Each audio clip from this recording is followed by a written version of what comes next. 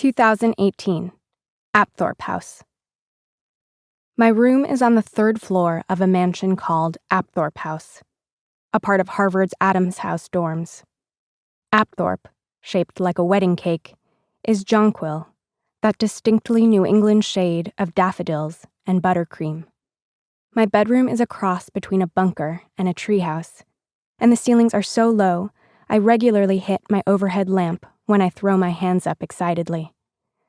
From the front door, I can see the room I lived in my sophomore year, as well as the fire escape I used to climb when I locked myself out of that room. It's the same rickety ladder a crush surprised me by scaling that fall. The same landing I sat out on and listened to sad Bob Dylan and wished I smoked when things ended a month later. Some days I catch myself forgetting that 10 years have gone by. Apthorpe, everyone agrees, is haunted, and we're pretty sure the ghost is General Burgoyne, a British officer who was held captive in the house during the Revolutionary War.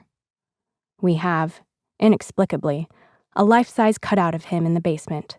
I can't decide whether it's a joke or an educational tool. And here you have the boots that make those clomping sounds. But there's a touch of cruelty in his continued entrapment. I share Apthorpe with the faculty deans of Adams House, who are in charge of house life, dances, the housing lottery, the annual Winnie the Pooh Christmas read, as well as 3 recent Harvard graduates. The 4 of us are called elves, which means we get room and board in exchange for baking cookies for the undergraduates' monthly teas. It makes about as much sense to me as it does to you, but it's one of those quirks you get used to at Harvard.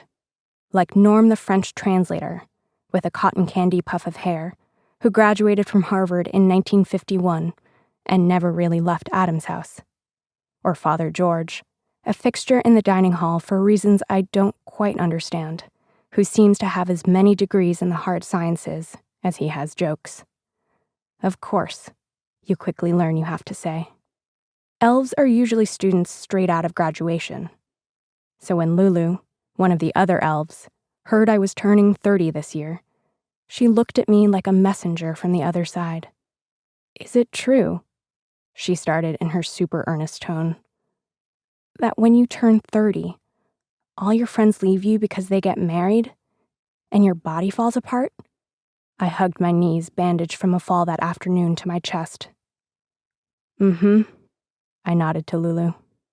Boston, especially Harvard Square, is a transient place, remade every fall when a new wave of people washes through. The heavy brick of the building